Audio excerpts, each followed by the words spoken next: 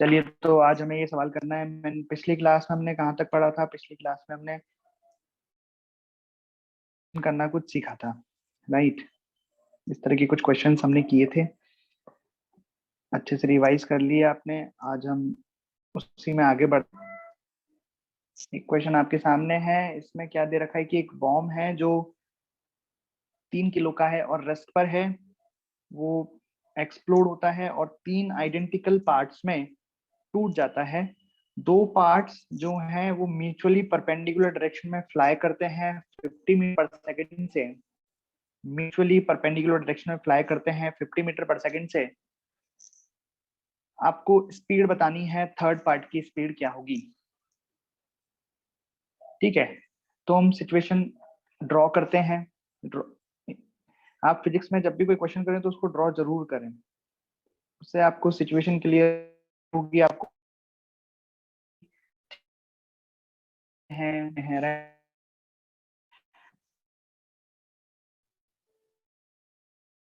और भी दे रखे पड़ा हुआ है। फिर वो फट गया। 3 kg का एक बॉम्ब है जो फट चुका है और हमें बताया गया कि उसके 3 टुकड़े हुए हैं।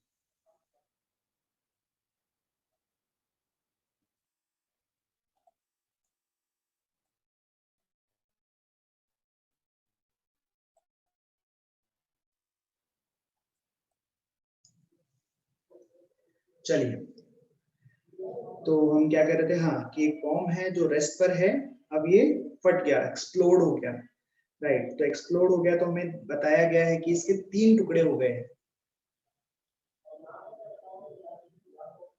इस तरीके से मान लो इसके कोई 3 टुकड़े हो गए, राइट?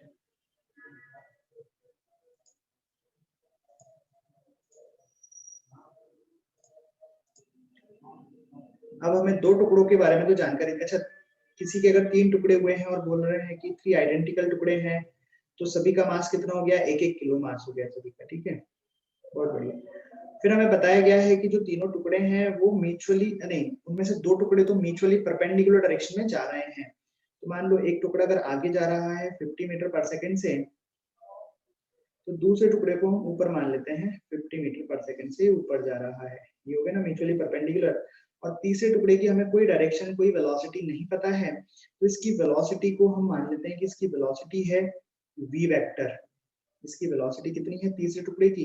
v वेक्टर इसकी वेलोसिटी है। डायरेक्शन क्या होगी हमें कुछ आइडिया नहीं है, इसका मैग्नीट्यूड क्या होगा हमें कुछ आइडिया नहीं है। ओके, पर जैसा कि हमने कल पढ़ा था कि इस पर एफ नेट कितना है, एक्सटर्नल फोर्स कितना है इस पे? 0, क्योंकि जो बॉम्ब एक्सप्लोड होता है वो इंटरनल फोर्सेस की वजह से एक्सप्लोड होता है।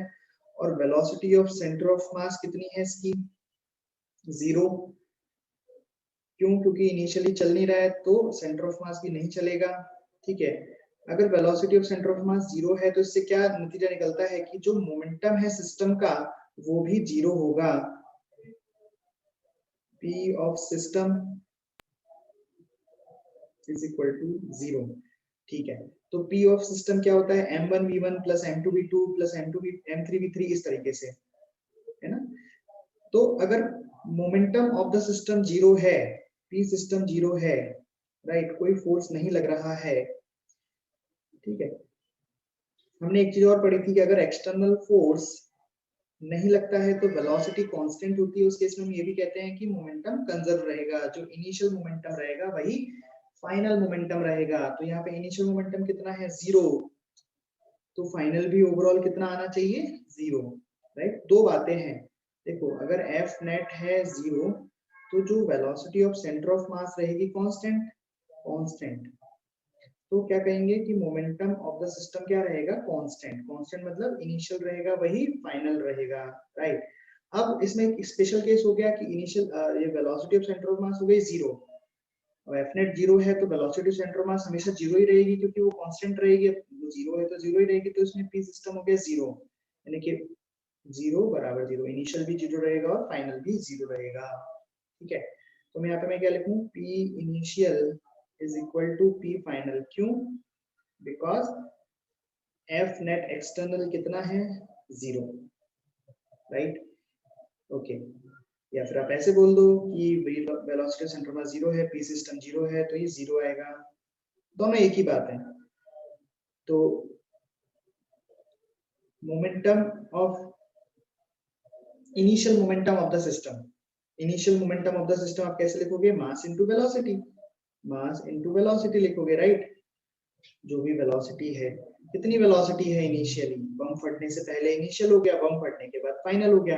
तो बम फटने से पहले वेलोसिटी कितनी है? रेस्ट पर है ना, तो ये इनिशियल मोमेंटम कितना हो गया? 0 हो गया। तो 0 लिख देता हूँ बराबर, अब बम फट गया, ध्यान से देखो। तो अब देखो यहाँ पे, यहाँ वेक्टर लगा हुआ है ना, और क्या होता है momentum of the system? m1 v1 vector plus m2 v2 vector. तो वेक्टर में ही लिखनी है चीजें। तो मास तो सभी का सेम है, m जो कि 1 kg के बराबर है। मैं m लिख लेता हूँ, तो यह लिखूंगा m इंटू v1 वेक्टर, तो ये 50 i cap plus m into v2 vector यानी कि 50 j cap, right, plus m into v3 तीसरे टुकड़े की वेलोसिटी, जिसको मैंने v माना है, तो मैं इसको mv वेक्टर लिख देता हूँ। कोई दिक्कत यहाँ तक? अब m तो 1 kg है, तो यहां से ये आ गया v वेक्टर बराबर minus of 50 i cap minus of 50 j cap, ठीक है। अगर आप यहाँ पे मैग्नीट, अच्छा इसको ऐसे भी लिख सकते हो, v वेक्टर बराबर माइनस ऑफ 50, आप चाहो तो कॉमन ले लो, माइनस ऑफ 50 कॉमन आ गया, ये बच गया, ऐसे करो 50 कॉमन ले लो, 50 कॉमन ले लो, अंदर क्या बच गया? Minus of i cap minus of j cap metre per second. ये वेलोसिटी आ गई इसकी इन द वेक्टर टर्म्स। अब इसका अगर मैग्नीट्यूड हमें निकालना है, तो मैग्नीट्यूड हम निकाल देते हैं। तो कितना आ जाएगा मैग्नीट्यूड बताओ? 50 तो कैसे निकालते हैं मैग्नीट्यूड? 1 स्क्वायर प्लस 1 स्क्वायर, ऐसे तो करेंगे। कितना आ गया? 50√2 मीटर पर सेकेंड। अब कोई बच्चा यहाँ पे 50 प्लस 50 100 कर देगा तो उसका गलत हो जाएगा। 50 प्लस 50 100 थोड़ा ना लिख सकते हैं हम, ये माइनस 50 जो भी है, माइनस 100 थोड़ा ना लिख सकते हैं, क्योंकि तो वेक्टर है, और वेक्टर में डायरेक्टली हम जोड़ नहीं सकते, डायरेक्टली थोड़ा ना सम कर देंगे वेक्टर में, तो वेक्टर समेशन करना पड़ेगा। वेक्टर समेशन क्या है? Under root of A square plus B square, करो under root of A square plus B square, तो यही आएगा आंसर। कितना? 50√2। आई बात समझ में? अब बात करते हैं डायरेक्शन की, कि जो थर्ड पार्टिकल है उसकी वेलोसिटी की डायरेक्शन क्या होगी। तो देखो क्या है ये वेलोसिटी थर्ड पार्टिकल की? माइनस 50 आई कैप, यानी कि माइनस आई कैप डायरेक्शन में 50 और माइनस जे कैप डायरेक्शन में 50। तो जो नेट वेलोसिटी होगी इसकी, जिस दिशा में ये जाएगा वो दिशा ये आएगी। ये तीसरा पार्टिकल है, तो इस दिशा में जाएगा 50√2 से। इस तरीके से देखा, दो तो किधर गए? दो, एक इधर गया एक इधर गया, लेकिन ओवरऑल तो उसको बैलेंस करना है ना। तो इसमें आगे झटका लगा तो उसकी वजह से वेलोसिटी पीछे आई, इसमें ऊपर झटका लगा इसकी वजह से वेलोसिटी नीचे आई, तो नेट वेलोसिटी इसकी इधर आई। तो इसने इसके मोमेंटम को और इसके मोमेंटम को बैलेंस कर लिया इस तरीके से। बोलो कोई डाउट हो तो पूछो, अदरवाइज सिंपल क्वेश्चन है, बस वेक्टर का ध्यान रखना है, अदरवाइज गलती कर दोगे आप अगर वेक्टर को आपने ध्यान नहीं दिया तो।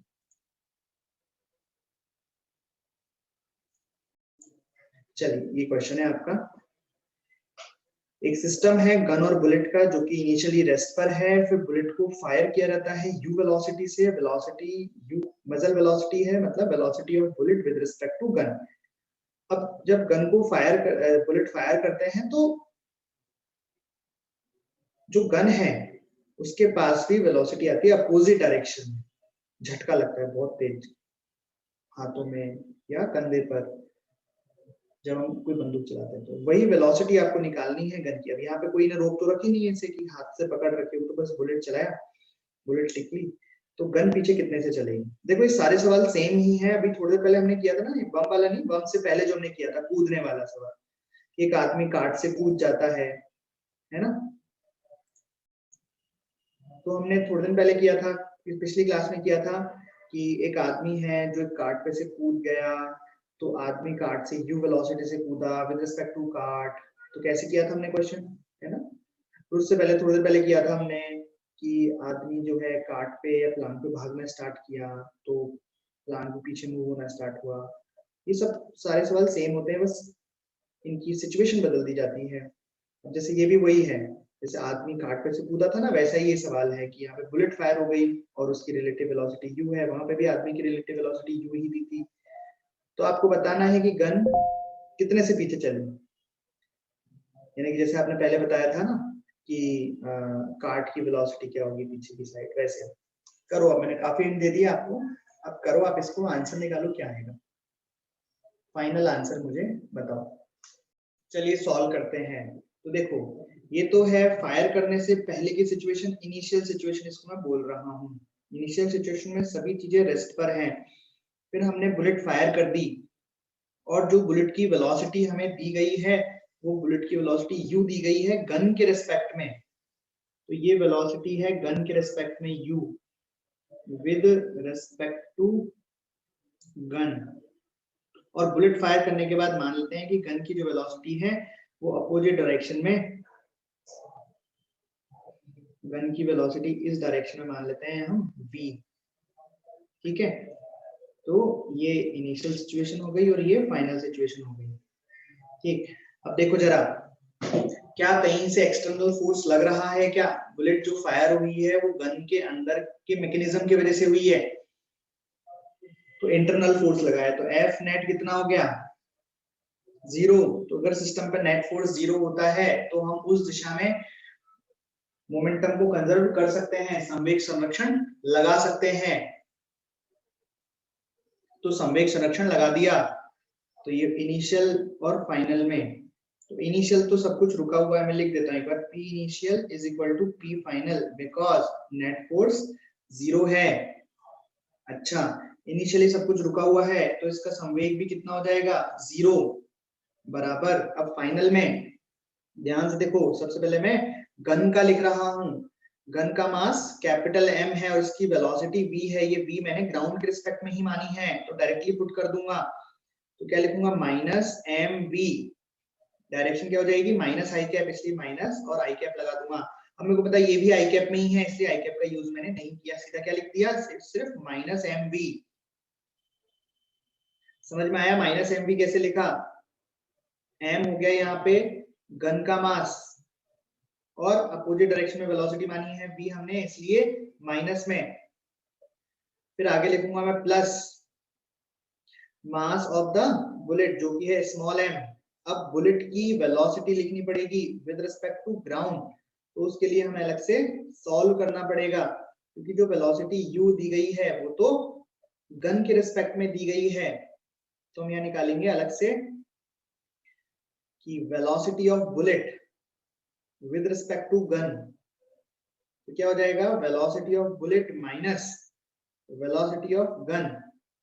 Velocity of bullet with respect to gun कितनी है? u, आगे की तरफ तो प्लस u बराबर velocity of bullet with respect to ground हमें निकालनी है। g का मतलब गन है, यहाँ g का मतलब गन है।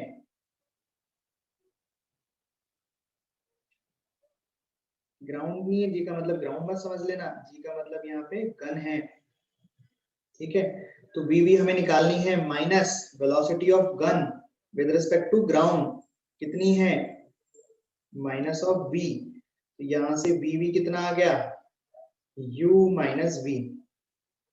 तो मैं इसको यहां रख दूंगा, velocity of bullet with respect to ground कितना आ गया? u minus v। अब इसे हम सॉल्व करेंगे। सॉल्व करेंगे तो ये आ गया कैपिटल M इंटू v बराबर small m into u minus small m into v। ये इधर आया तो ये बन गया v बराबर mu upon capital M plus small m। ये आंसर आ गया v। तो ये v हमने क्या मानी थी? वेलोसिटी ऑफ गन, तो ये आपको मिल गई वेलोसिटी ऑफ गन।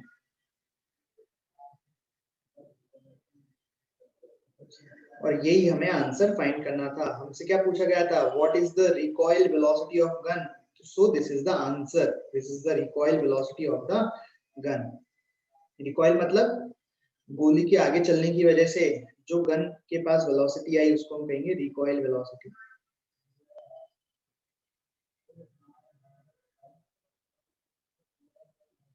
तो जब भी ऐसे होता है कोई चीज चलती है, मतलब किसी में से कोई चीज निकलती है, कोई बंदूक ने फायर किया, तोप ने फायर किया, तो उनके पास एक वेलोसिटी आती है, उसे हम रिकॉइल वेलोसिटी कहते हैं। बताओ बात समझ में आई? क्वेश्चन समझ में आया? सेम क्वेश्चन है जैसा कि हमने पिछले 3 किए हैं, वही है ये भी, बस सिचुएशन बदलती जा रही है। बस आदमी की जगह हमने बुलेट कर दिया, कार्ड की जगह गन कर दिया, सेम।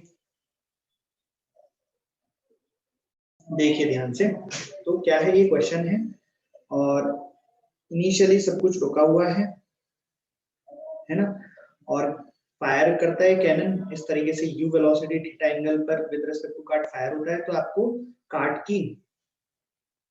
की रिकॉइल वेलोसिटी बतानी है।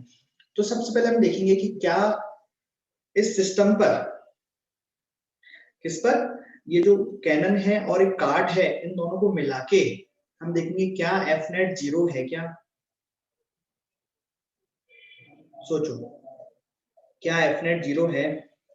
तो हम यहाँ पे पाएंगे कि नहीं, इस केस में तो एफ नेट 0 ही नहीं है। भाई देखो, अगर हम केवल वर्टिकल डायरेक्शन की बात करें, मतलब अगर केवल कार्ड का मैं अगर एफबीडी बनाऊं, सोचना ध्यान से, अगर मैं कार्ड का एफबीडी बनाऊं तो यहाँ पे नॉर्मल लगेगा और इसका एमजी लगेगा, ठीक है। और जब ये बुलेट फायर हो गई, मान लो जस्ट फायर हो गई, उस वक्त इस बुलेट का मैं एफबीडी बनाऊंगा, इस कैनन का मैं एफबीडी बनाऊंगा, तो नीचे लगेगा एमजी। बट इसको बैलेंस करने के लिए कोई नॉर्मल ऊपर नहीं है। मतलब सोचना ध्यान से कि फोर्स बैलेंस होना चाहिए ना, तभी हम इसमें मोमेंटम कंजर्वेशन लगा सकते हैं। मतलब एफ नेट 0 होता है तभी होता है सारा काम। तो अगर मैंने इसका कंबाइंड एफबीडी बनाया, तो कार्ड को तो बैलेंस कर हो रही है, कार्ड तो भाई यहाँ से एक नॉर्मल आएगा, यहाँ पे एमजी लगेगा, ठीक है। लेकिन जो बुलेट है, इस पे नीचे एमजी तो लगेगा, पर वर्टिकल डायरेक्शन में कोई फोर्स नहीं है इसको बैलेंस करने के लिए। मतलब वर्टिकल डायरेक्शन में एफ नेट 0 नहीं है। मतलब मैं कहूंगा कि F net in y direction is not equal to 0. So we cannot apply momentum conservation in y direction, right? So we cannot apply P initial is equal to P final in y direction. समझ में आई बात? हम y direction में apply नहीं कर सकते, पहले भी नहीं कर रहे थे हम भाई। पहले भी जितनी बार भी हमने मोमेंटम कंजर्वेशन के जैसे बुलेट में किया है, बुलेट में भी तो सेम केस होगा। जब बुलेट बाहर निकलेगी तो नीचे इसमें एमजी लगेगा, ऊपर क्या लगा, कुछ नहीं, वैसे मास ये तो धरती पर नहीं रखी मान लो, तो इसमें भी एमजी लग रहा है। तो वाई डायरेक्शन में तो यहाँ पे भी बैलेंस नहीं था। तो हमने जो बेसिकली मोमेंटम कंजर्वेशन लिखा था, किस में लिखा था, एक्स में लिखा था। लेकिन यहाँ पता क्यों नहीं पड़ा, अलग सी बात क्यों नहीं हुई, क्योंकि यहाँ पे सब कुछ एक्स में ही था। बुलेट फायर किया वो भी एक्स में, और जो गन की रिकॉइल थी वो भी एक्स में। हर वक्त ऐसा हुआ है, जब आदमी, जब बॉय कार्ट से कूदा था, याद करो, जब बॉय यहाँ कार्ट से कूदा था, है ना, उस मोमेंट पर भी वाई डायरेक्शन में फोर्स बैलेंस नहीं थे, लेकिन हमने तो केवल एक्स में मोमेंटम कंजर्वेशन लगा के आंसर निकाला, राइट।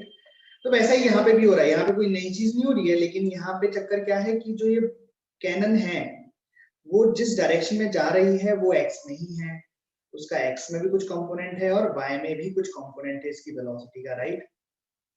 लेकिन वाई डायरेक्शन में तो नेट फोर्स 0 नहीं है, सो हम मोमेंटम कंजर्वेशन नहीं लगा सकते वाई डायरेक्शन में, ठीक है, मत लगाओ। लेकिन एक्स में तो लगा सकते हैं, यस एक्स में तो लगा सकते हैं। तो F net in x direction is equal to 0, so x में तो हम मोमेंटम कंजर्वेशन लगाएंगे। अरे बात समझ में आई? क्या बात समझे यहाँ से? इससे ये बात समझे कि जिस डायरेक्शन में फोर्स 0 हो जाए, नेट फोर्स, हम उसी डायरेक्शन में मोमेंटम कंजर्वेशन लगा सकते हैं। टोटल नेट फोर्स 0 होना कंपलसरी नहीं है।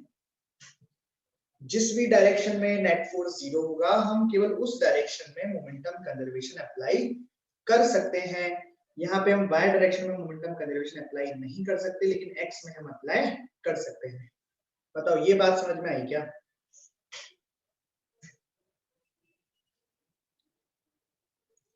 अगर सभी दिशाओं में नेट फोर्स 0 है तो नेट किधर भी दिशा में मोमेंटम कंजर्वेशन अप्लाई कर सकते हो, जैसे कि हमने बॉम्ब में किया था।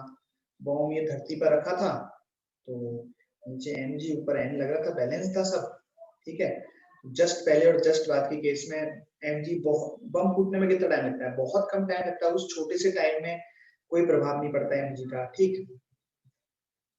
तो उस केस में हम कह सकते हैं कि हाँ भाई इसमें मोमेंटम कंजर्वेशन किसी भी डायरेक्शन में लगा दो, यहाँ पे कोई दिक्कत नहीं। लेकिन यहाँ पे तो है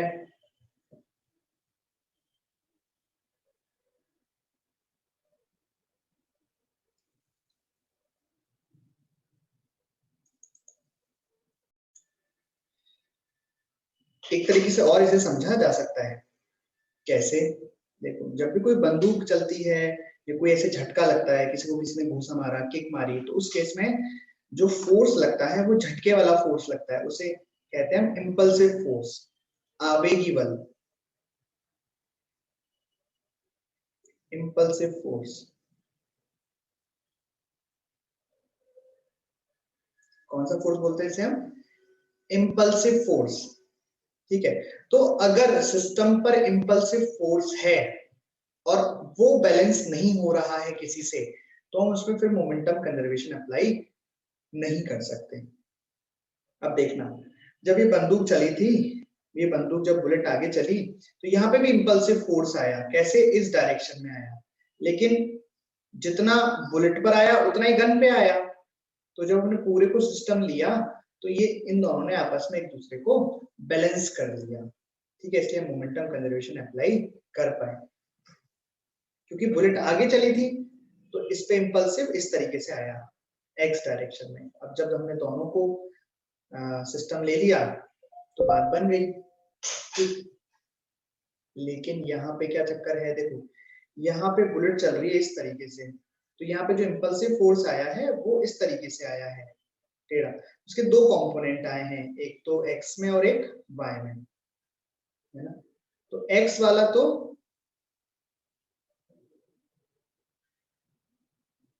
इससे बुलेट के इस पे लगेगा, उससे बैलेंस हो जाएगा। लेकिन ये जो इंपल्स आया है, इसका जो नीचे वाला कंपोनेंट है, इस इंपल्स का, इस आवेगी बल का जो नीचे वाला कंपोनेंट है, उसने इस जमीन को बहुत जोर से झटका मारा है, तो जमीन की वजह से जो नॉर्मल ऊपर आ रहा है वो भी इंपल्सिव आ रहा है ना। इनिशियली तो कार्ट और कैनन रेस्ट में है, फिर कैनन फायर हुई इधर u वेलोसिटी से, पर ये u कार्ट के रेस्पेक्ट में है। अच्छा, कार्ट को वेलोसिटी किधर मिलेगी? कार्ट को वेलोसिटी इधर मिली, और मान लो ये कार्ट की वेलोसिटी आई v, ठीक है, ओके। और ये जो कैनन की वेलोसिटी है u, वो इस डायरेक्शन में है और विद रिस्पेक्ट टू कार्ट है, राइट, ओके। तो अब लिखो आप मोमेंटम कंजर्वेशन कैसे लिखोगे एक्स डायरेक्शन में? क्या लिखोगे? p initial is equal to p final. p initial कितना हो जाएगा? 0, क्योंकि सब कुछ रुका हुआ है, तो mb करेंगे तो 0 हो जाएगा, है ना, बराबर। अब फाइनल लिखो, तो कार्ट का मास कितना है? कैपिटल M, और इसकी वेलोसिटी हो गई अपोजिट डायरेक्शन में v, तो कितना लिख दूंगा मैं? माइनस mb, कोई दिक्कत नहीं है। प्लस अभी जो कैनन है, बुलेट है, इसका मास है स्मॉल m। अब इसको लिखने में थोड़ी मतलब आपको दिमाग लगाना पड़ेगा। हमें यहाँ क्या लिखना है? हमें अंदर क्या लिखना है? हमें लिखना है velocity of cannon with respect to ground in x direction. समझ में आई बात? Velocity of cannon with respect to ground, पर वो भी किस डायरेक्शन की? एक्स डायरेक्शन वाली। क्यों? क्योंकि यहाँ पे जो मोमेंटम कंजर्वेशन कर रहे हैं वो x में कर रहे हैं, तो वेलोसिटी भी x की ही लगेगी, तो ये v तो x में है, कोई दिक्कत नहीं आई है। लेकिन जो बुलेट है उसकी वेलोसिटी इस तरीके से कंपोनेंट x में भी आएगा, y में भी आएगा, तो हमको यहाँ पे क्या रखना है? Velocity of cannon with respect to ground, वो भी एक्स डायरेक्शन वाली। आई बात समझ में? तो कैसे रखेंगे देखो, यहाँ पे हमने इसके कंपोनेंट किए, एक कंपोनेंट आया इधर, एक कंपोनेंट आया इधर, ये एंगल हो गया थीटा, तो इसको बोलेंगे हम u cos थीटा और ये हो गया u sin थीटा।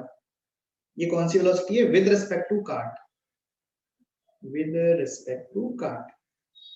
हमें y वाले से तो कोई मतलब नहीं है, तो एज इट इज पड़ी रहेगी इस डायरेक्शन में, तो कोई कुछ हो नहीं रहा है उसको, बुलेट को, है ना। x में, तो x में क्या लिखूं? Velocity of cannon with respect to cart, cannon को बुलेट ही बोल देते हैं तो ज्यादा सही रहेगा, क्योंकि कार्ट में भी c आ रहा है और उसमें भी c आ रहा है, ठीक है। इसको मैं b लिख देता हूँ, b, velocity of bullet with respect to ground, ठीक। तो यहाँ क्या लिखूंगा? Velocity of bullet with respect to cart is equal to velocity of bullet with respect to ground minus velocity of cart with respect to ground. और कौन सी direction में? केवल x direction की हम बात करेंगे। तो velocity of bullet with respect to cart in x direction में कितनी है? u cos theta. Velocity of bullet with respect to ground in x direction मुझे फाइंड करनी है, minus velocity of cart with respect to ground in x direction कितनी है? Minus v। तो यहाँ से vg कितना आ गया? u cos theta minus v इन x डायरेक्शन। अरे बात समझ में? v का मतलब क्या है? बुलेट, जो कैनन है ना उसको बुलेट। तो यहाँ पे हमको ये रखना पड़ेगा, अब बस वैल्यू पुट कर दो, तो ये आ गया कैपिटल M v बराबर small m u cos theta minus v। Solve करा इसको, तो ये v बराबर आया m u cos theta capital M plus small m। ये v क्या है? Recoil velocity of the cart,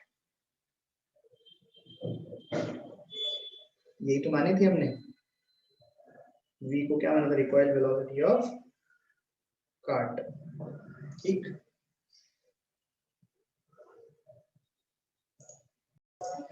चलिए, तो हमने एक क्वेश्चन किया, इस क्वेश्चन को एक बार मैं आपको फिर से रिवाइज कर देता हूँ। इसमें हमने क्या किया? तो इसमें कैनन थी जो कि कार्ट से अटैच्ड है, उसमें जो कैनन का मास स्मॉल m है और कार्ट का मास कैपिटल M है। इसको u velocity with respect to cart से हमने फायर किया। यहाँ पे एक नई चीज हमने सीखी कि जब यहाँ पे इसको फायर किया जाएगा, तो जब भी ऐसे फायर होता है तो एक झटके वाला फोर्स आता है जिसे हम इंपल्सिव फोर्स कहते हैं। यहाँ भी वो इंपल्सिव फोर्स आएगा, तो गोली पर वो इंपल्सिव फोर्स आगे लगेगा, और इस बंदूक पर, तो गोली पर यानी कैनन पर फोर्स आगे लगा, इंपल्सिव इस पे पीछे लगा। तो जो हमने पूरे को वो लिया, सिस्टम लिया, तो इन्होंने आपस में एक दूसरे को कैंसिल कर दिया, वो तो ठीक है। लेकिन ये जो इंपल्सिव फोर्स इस कार्ट पे लगा, तो इस इंपल्सिव फोर्स का एक कंपोनेंट परपेंडिकुलर डायरेक्शन में आया। तो जब ये फोर्स परपेंडिकुलर डायरेक्शन में आया, तो इसका मतलब इसने जमीन को एक इंपल्सिव फोर्स से धक्का दिया, तो जमीन भी इसको वापस एक इंपल्सिव फोर्स से धक्का देगी। मतलब ये जो नॉर्मल लगेगा इस पर जमीन के थ्रू कार्ट पे, वो एक इंपल्सिव फोर्स होगा। इंपल्सिव फोर्स मतलब वो होता है टेंड्स टू इंफिनिटी, मतलब बहुत ज्यादा फोर्स होता है, और उसको बैलेंस करने के लिए कोई भी फोर्स इसमें नहीं है। कार्ट का mg लगेगा नीचे और इस पे एक इंपल्सिव लगेगा नॉर्मल, इंफिनिटी की रेंज का। इंपल्सिव फोर्स इंफिनिटी रेंज के होते हैं, तो ये जो इंफिनिटी रेंज का फोर्स है ये mg के द्वारा बैलेंस नहीं हो रहा है। तो मतलब बेसिकली जब हमने इस पूरे को सिस्टम माना, तो एक एक्सटर्नल फोर्स एंड इस तरीके से इसमें लग रहा है, जो किसी से भी बैलेंस नहीं हो रहा है। तो y डायरेक्शन में हम इस पर मोमेंटम कंजर्व नहीं कर सकते, लेकिन हाँ x में तो कर सकते हैं।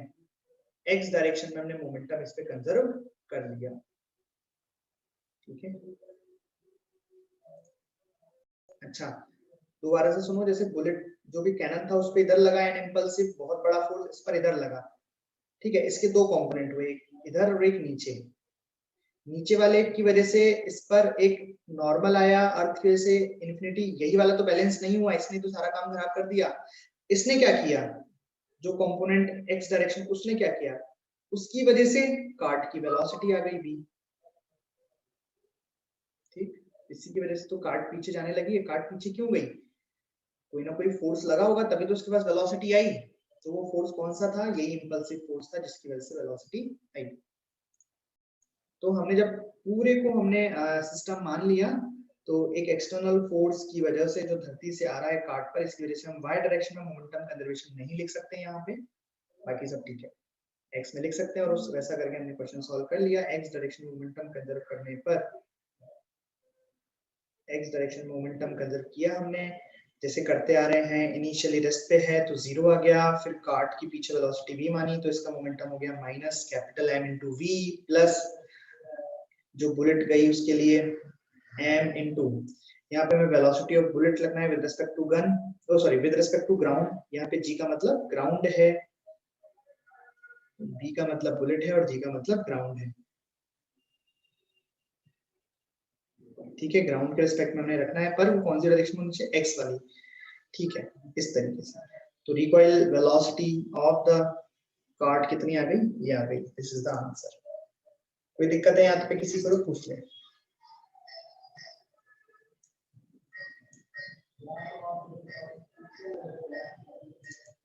हाँ, इंपल्सिव फोर्स इन्फिनिटी होता है, मतलब बहुत बड़ा फोर्स होता है, बहुत बड़ा। जैसे सोचो ना, इंपल्सिव फोर्स क्या होता है, देखो मैं आपको बताता हूँ।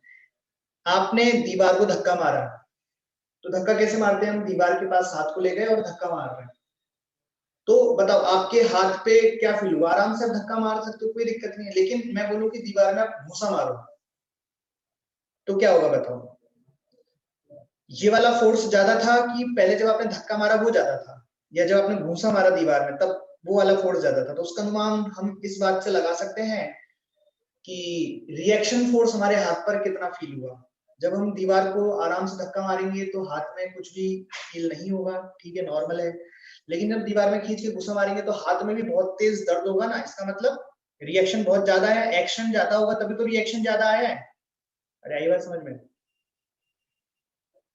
तो इम्पल्सिव फोर्स वो है जो झटके के साथ आता है, उसको हम इम्पल्सिव फोर्स कहते हैं, और वो बहुत ज्यादा होता है। इम्पल्सिव फोर्स को एक इम्पल्सिव फोर्स ही बैलेंस कर सकता है, ध्यान रखें। इम्पल्सिव फोर्स को बैलेंस करने के लिए हमें एक इम्पल्सिव फोर्स चाहिए। इम्पल्सिव ही इम्पल्सिव को बैलेंस कर सकता है, नॉन इम्पल्सिव फोर्स इम्पल्सिव को बैलेंस नहीं कर सकता है। जैसे जो mg है, that is non impulsive force. ठीक है, यस। तो मेथड तो पुराने ही है, बिल्कुल सही बोला। तो हमने किया हुआ है सवाल, बस अंतर इतना है कि पहले पूरा सिस्टम रेस्ट पे होता था, लेकिन अभी सिस्टम मूव कर रहा है। तो हम दो कंडीशन ले लेते हैं, इनिशियल और फाइनल, कूदने से पहले की और कूदने के बाद की। ये फाइनल सिचुएशन है, बाद वाली सिचुएशन में कूद चुका है, ऐसे मान लो ये अलग हो गया इससे, है ना। तो ये पहले की सिचुएशन और ये बाद की सिचुएशन। तो सबसे पहले हम देखते हैं क्या इसमें नेट फोर्स 0 है क्या। हाँ जी, नेट फोर्स 0 है, एक्स डायरेक्शन में इसमें कोई फोर्स नहीं है। इसमें हम मोमेंटम कंजर्वेशन लिख सकते हैं एक्स डायरेक्शन में, राइट। तो मोमेंटम कंजर्वेशन लिख देते हैं, क्योंकि F net is equal to 0।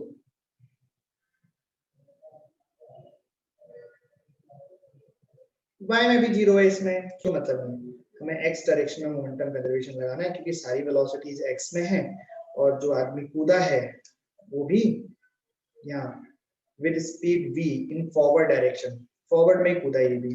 ठीक, चलिए। तो इन एक्स डायरेक्शन मोमेंटम कंजर्वेशन लगाने पर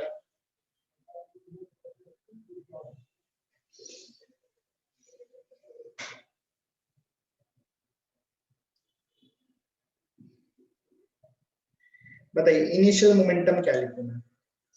इनिशियली दोनों साथ साथ मूव कर रहे हैं,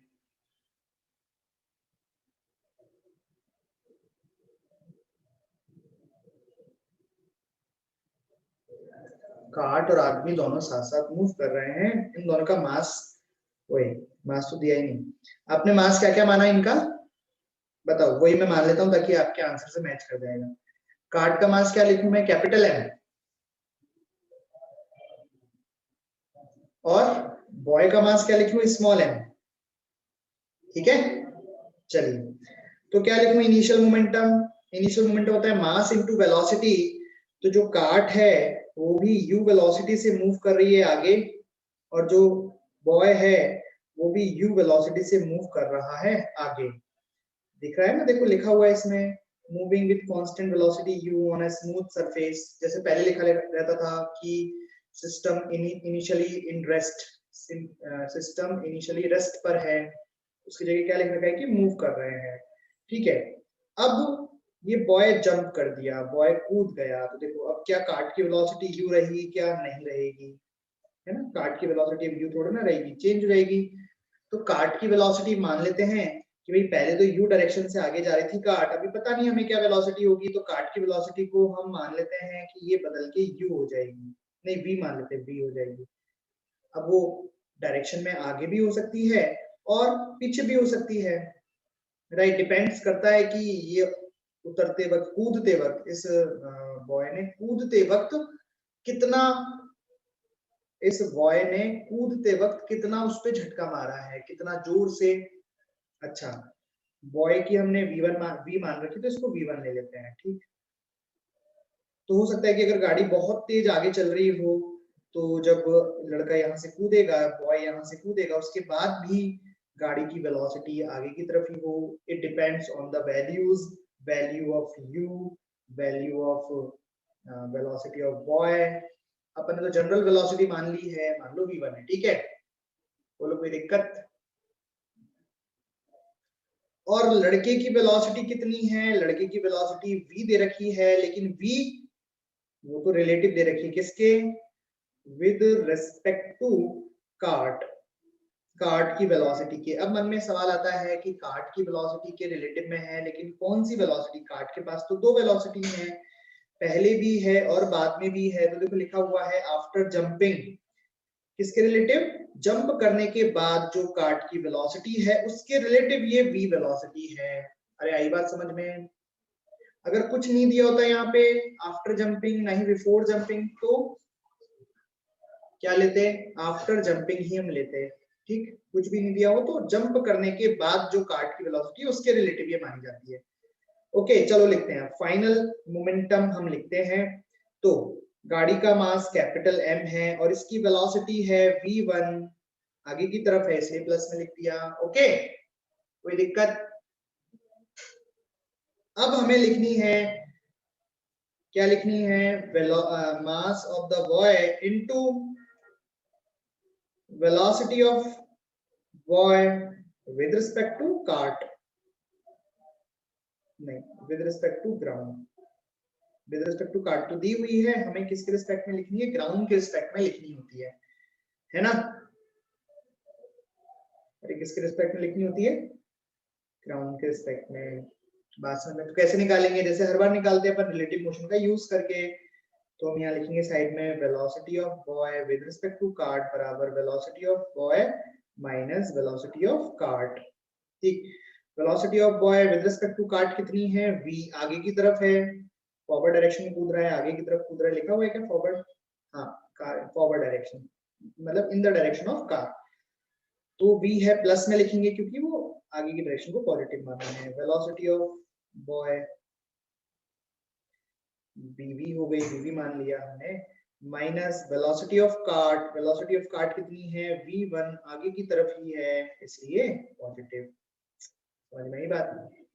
तो यहाँ से velocity of boy with respect to ground कितनी आ गई, v प्लस v1। बोलो ये बात समझ में आ गई आपको। मैं भी इनमें वैल्यूज डाल के भी करा सकता हूँ क्वेश्चन, है ना, वो भी कर लेंगे अपन, वैल्यूज डाल के भी मैं अननोन में करा देता हूँ। बोलो समझ में आई क्या बात। क्या यहाँ रिलेटिव वेलोसिटी आपको समझ में आई है। मैं हर बार हमेशा पूरा करके दिखा रहा हूँ, मैं डायरेक्ट भी लिख सकता हूँ, लेकिन पूरा करके हम इसलिए लिखते हैं कि भाई ताकि आपको कोई दिक्कत ना आए। जब इक्वेशन हम लगा रहे हैं इसमें वेलोसिटी हम ग्राउंड के रिस्पेक्ट में ही डालेंगे। ये v1 मैंने ग्राउंड के रिस्पेक्ट में मानी है और ये बॉय की वेलोसिटी भी ग्राउंड के रिस्पेक्ट में, आप निकाल लेंगे उसे हम, ठीक। चलिए, तो मैंने यहाँ पे अब bvg की वैल्यू डाल देनी है, v प्लस v1, और सॉल्व कर देना है, कर देते हैं। चलिए ये कितना हो गया, u को मैं अगर कॉमन ले तो ये बन गया capital M plus small m into u बराबर m v1 plus small m v plus v1। Unknown क्या है इसमें, अननोन है v1। भाई v हमें गिवन है, u हमें गिवन है, v1 इसमें हमें निकालना है। तो v1 कितना हो जाएगा देखो,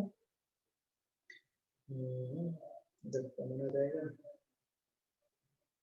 माइनस, ठीक है। तो यहाँ से v1 आप सॉल्व करना है, कुछ कुछ ये आ रहा है देखना, m small m into u minus small m into v divided by capital M plus small m, यही आ रहेगा।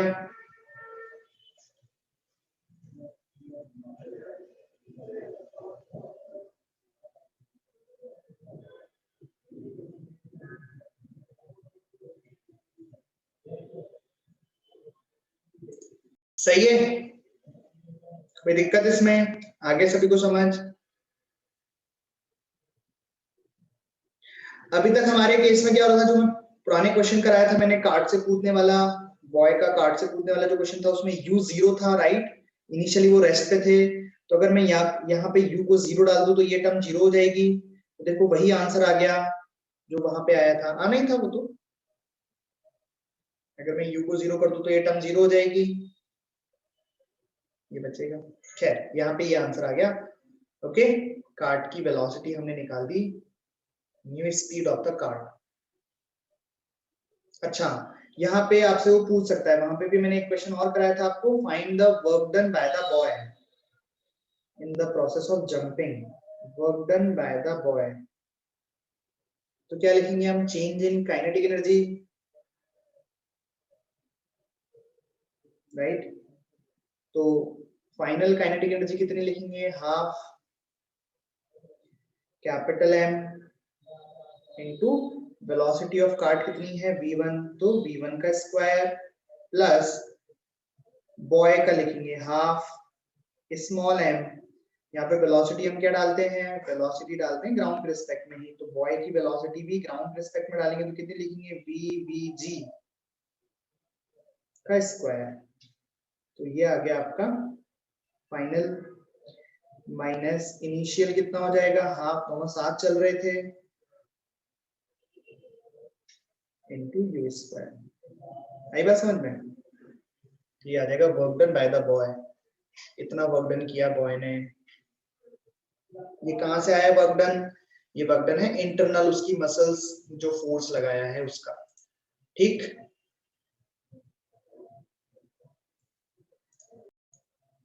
करिए, इस बार बॉय जंप कर रहा है अपोजिट डायरेक्शन में,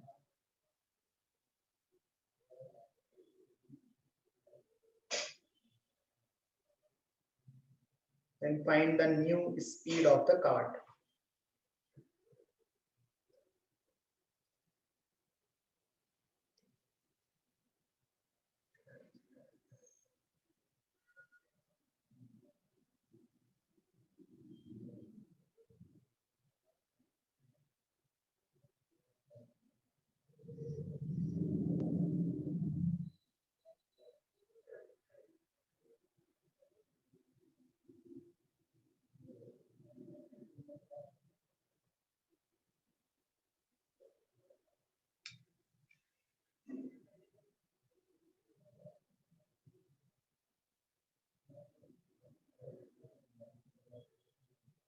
हाँ करके देखो, बड़ा ही प्यारा सवाल है, थोड़ा सा चेंज है बस और कुछ भी नहीं है।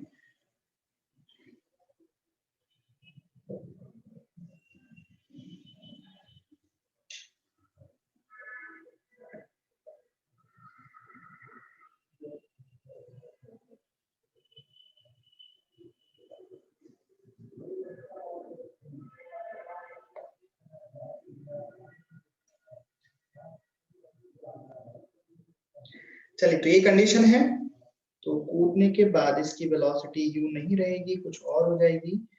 तो मान लो कूदने के बाद इसकी वेलोसिटी हो गई v1, पिछली बार की तरह v1 ले लेते हैं इसे, और ये जंप कर रहा है इस डायरेक्शन में इस तरीके से v से, जो कि विद रेस्पेक्ट टू कार्ट है आफ्टर जंपिंग, ठीक। तो यहाँ पे भी हम क्या लिखेंगे, momentum conservation initial and final, तो ये इनिशियल सिचुएशन, ये फाइनल सिचुएशन। क्या लिखोगे? P initial is equal to P final. Initial आप क्या लिखोगे? M U plus small m into u, क्योंकि दोनों ही साथ में मूव कर रहे हैं आगे की तरफ u वेलोसिटी से। अब जंप करने के बाद यानी फाइनल सिचुएशन क्या हो जाएगी? काट की तो कैपिटल M इंटू V1, क्योंकि V1 आगे है, राइट। अब हमें यहाँ पे क्या लिखनी है? देखो वेक्टर लिखते हैं ना, तो क्या लिखेंगे यहाँ पे? ये हो जाएगा m स्मॉल m यानी बॉय का mass into velocity of boy, velocity of boy with respect to ground vector. ये लिखना है ना हमें, हमेशा यही लिखते हैं अपन। यहाँ से जो भी आता है वेक्टर वही लिख देते हैं ना अपन, ये वेक्टर ही तो है, तो यहाँ पे भी यही लिखेंगे, राइट। चलिए तो करते सॉल्व इसे, तो कितना हो जाएगा देखते हैं। तो क्या लिखेंगे? Velocity of boy with respect to cart is equal to velocity of boy with respect to ground minus velocity of cart with respect to ground। ठीक, अब velocity of boy with respect to cart क्या है? ये रही velocity of boy with respect to backward direction में कूदा है, तो क्या लिखना पड़ेगा हमें यहाँ पे? माइनस v लिखना होगा, इज इक्वल टू, ये तो हमें निकालना ही है, velocity of boy with respect to vector minus, और ये v1 आगे की तरफ है ऑलरेडी, तो ये v1 हो गया। यहाँ से velocity of boy with respect to ground क्या मिल गया हमें? Minus v plus v1। बस इसको पुट कर देंगे इसमें, तो हमें यहाँ फाइनल आंसर मिल जाएगा capital M plus small m into u is equal to m into v1 plus small m into minus v plus v1, इस तरीके से। तो यहाँ पे अननोन क्या है? v1, बाकी सब तो गिवन है। तो आपका फाइनल आंसर क्या आ जाएगा यहाँ पे? v1 is equal two plus m भी आ जाएगा इसमें, तो capital M plus small m into you plus small m into v divided by capital M small m।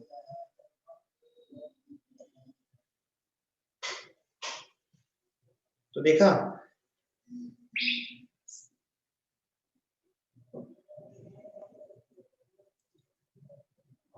आ गया आंसर, सिंपल है ना।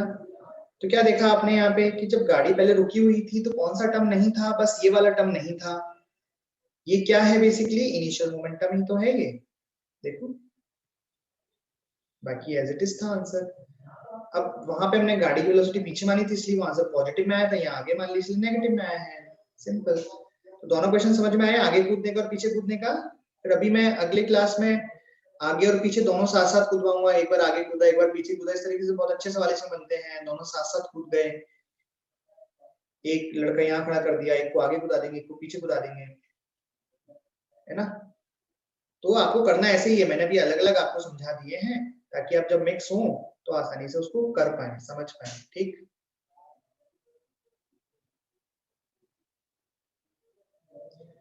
तो आपको आज के लेक्चर का भी अच्छे से रिवीजन करना है। देखो दो चैप्टर हैं, centre of mass and rotation, दोनों ही आपको बहुत अच्छे से पढ़ने होंगे। हम बहुत धीरे पढ़ा रहे हैं, बहुत कम पढ़ते हैं हम एक दिन में, इसलिए ताकि आप रिवाइज अच्छे से कर पाओ, राइट। तो रिवीजन में बहुत अच्छे से करना है, बार बार नोट्स पढ़ने हैं, फिर खुद से सॉल्व करने हैं क्वेश्चन को, खुद से लगाना है मोमेंटम कंजर्वेशन जो भी है, खुद से पूरा क्वेश्चन सॉल्व करो, फिर देखो आंसर सेम आया है कि कहीं गलती कर दी हमने। समझ समझ के लिखनी है हर स्टेप, याद करके नहीं लिखनी है, वरना नेक्स्ट क्वेश्चन में फिर गलती हो जाएगी, ठीक है।